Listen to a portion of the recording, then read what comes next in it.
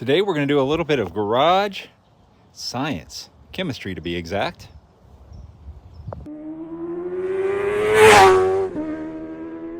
This is pretty much the worst video ever made.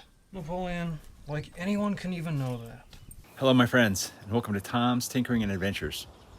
Well, we're working on this Subaru Forester, and this is a whole nother story. I maybe should have made some videos on this, but we'll worry about that at a later date.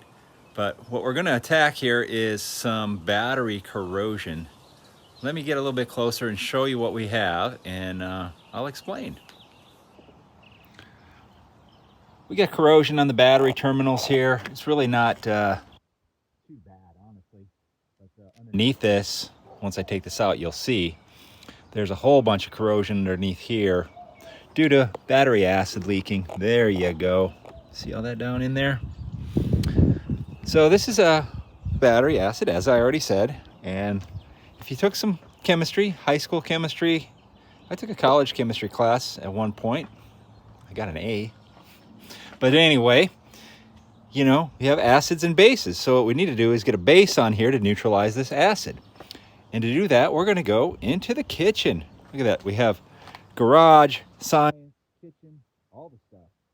I get some water. I'll throw that in the microwave, heat it up. I put about 3/4 of a cup. And some baking soda. So let me think. That's sodium bicarbonate. So we got what? Sodium, carbon, oxygen, hydrogen. I'm sure someone will tell me the breakdown out of that. You know, it's a Ca or NaCO, whatever, doesn't matter. This is going to make our base, and this is going to neutralize the acid. So I'm going to heat this up, probably put about 3, 4, 5 tablespoons in here, stir it up, and we'll bring it back out to the car. It's pretty fun making this. You dump in the baking soda and it fizzes up really nicely, but we'll get some on here. There's, like I said, not a lot of corrosion on the battery itself, but you can see it's bubbling up there. And I have a toothbrush here, so I can kind of gently scrub that off of there. Let's get some way down in here and see how that looks. Oh yeah, it's foaming up nicely down there. I'm gonna pull the battery out so we can really watch that stuff attack it down there. Battery's out, here we go.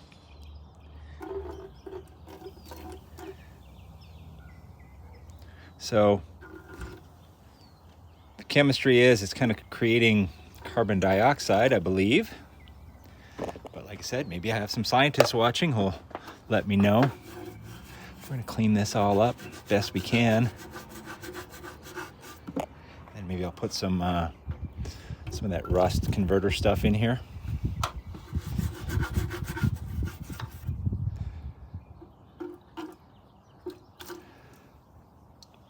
Excellent.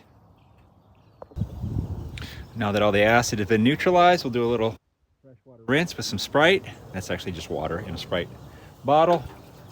We'll rinse all that off because that baking soda has left, you know, baking soda bits everywhere. Clean it all off. I got the battery sitting over here. I'll rinse that off.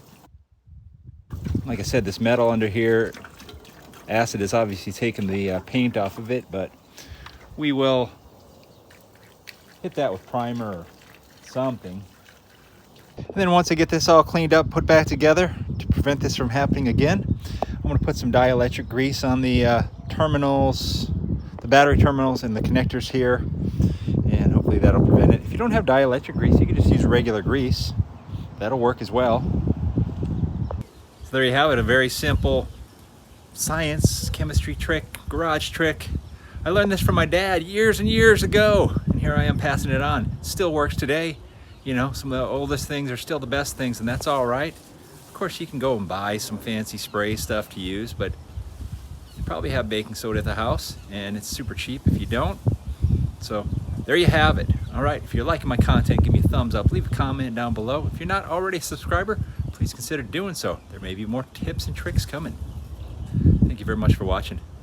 get out there and find your adventure. Adios.